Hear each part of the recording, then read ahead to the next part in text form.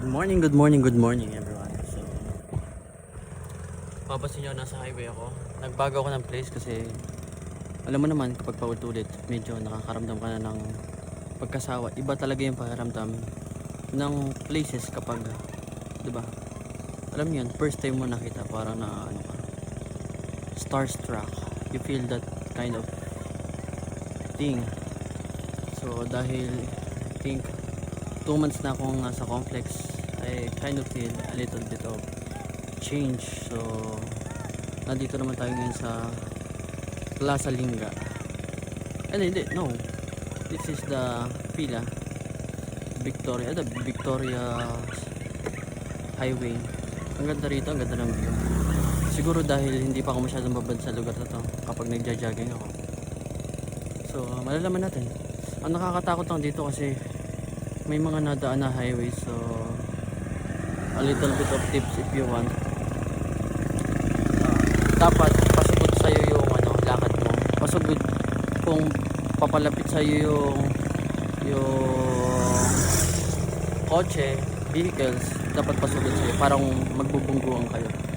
At least pagka ganun, kita mo yung view kung may space ba na nilaan sa'yo doon sa mga nilalakada mo. Mahirap kasi kapag blind eye sa likod na daan, sabi halikuran din kayo.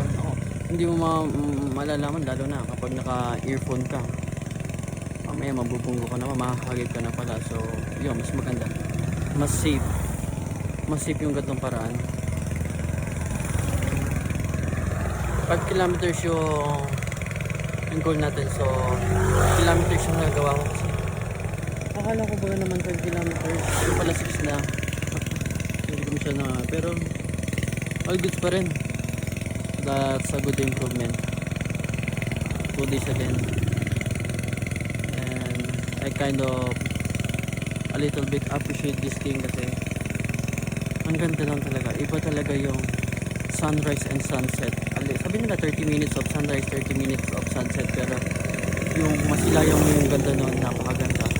Kumbaga walang makakatalo, diba?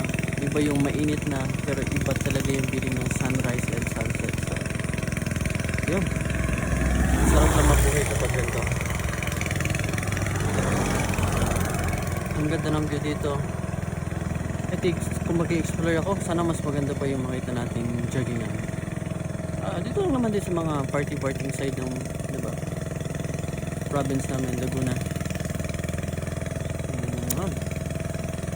And I kind of feel na yun nga, ipapadami tayo ng followers sa TikTok.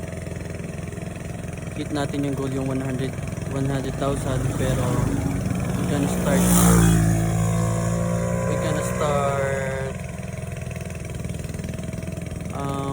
affiliate marketing kapag na-hit natin yung, I think 20 or 30 followers.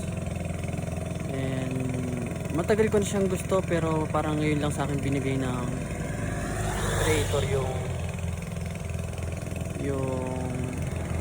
bagay na to. Dati na ako nagpapa-followers when it comes to Facebook, pero sabi ko wala dito. And then this thing, bigla na lang, yung hindi mo siya gusto, bigla na lang binigay sa'yo. Parang ganon. Ang weird. It's like unique. I don't know. It's kind of magical when I do the meditation. Like attraction, manifestation, what your goals needed to do, what your priorities needed to do, and what you want in the long term. Yun, I'm kind of thankful. Siguro hindi na talaga mawala yung meditation, and I'm thankful for that, na mabilis ko nalaman. Medyo matagal, diba? Tagal na natin nag-improvements, pero iba yung why iba yung why. Alam mo na yung meditation, pero yung why ng pinaka dulot-duluhan, yung effect mo, hindi mo marirealize talaga kapag hindi mo sinusubukan. And yun, papaganda rin tayo ng mukha. No sugar, para malaman ko kung magbabago yung mukha ko. Yun, maganda naman ang mukha natin.